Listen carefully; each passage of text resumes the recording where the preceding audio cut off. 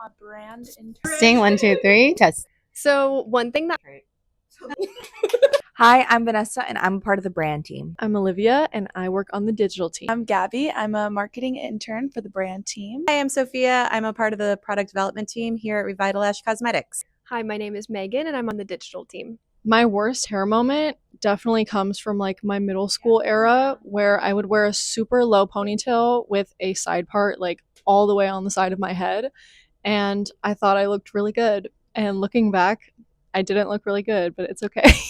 Cute. Oh, worst hair moment? I don't have one because I've always had amazing hair. My worst hair moment was when I Kool-Aid dyed the ends of my hair red and it never washed out and I had to cut it out. That's a bad hair moment. Good one. One funny story about my hair is when I was in elementary school, I actually donated 14 inches. I cut it all off, and it didn't look that great, but all my friends did it too. So we all had bobs running around, and it was really cute. My worst hair moment was apparently 2 seconds ago. Do you need to fix my hair? Oh. Position it. When Stephanie told me to fix my hair. No. My worst hair moment was I was like 22. I cut my bangs to here. And for a girl who has a really big forehead, it wasn't the best look on me. I will not provide photos. The 90s are back, baby.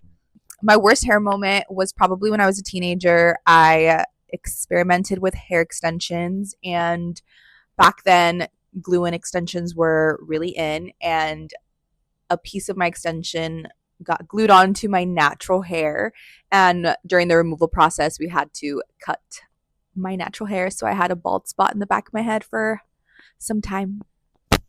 It grew back fast, actually.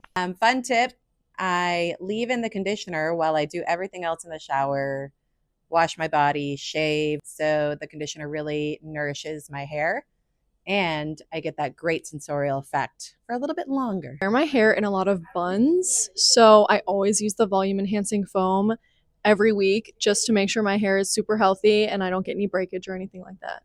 So one thing that I do is I usually put a lot of conditioner on my hair because I like it to be really soft when I get out of the shower, and I also leave it on for about 5 minutes before rinsing it out.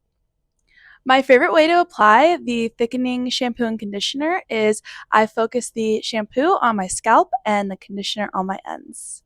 I love to apply the thickening shampoo and leave it on my scalp for about 2 minutes, and during that time I'll go in and wash my face. How I apply is I shampoo and condition my hair every other day, and then I usually apply a hair mask once a week. And then every time I get out of the shower, I use the volume enhancing foam when my hair is still wet. I wash my hair twice a week with the thickening shampoo and conditioner. Then I go in with a leave-in treatment and I use the volume enhancing foam every day. Once a week, I use the thickening shampoo and conditioner in the shower, and then afterwards I use the Kerastase curl cream, and then I use the volume enhancing foam both when my hair is wet and when my hair is dry.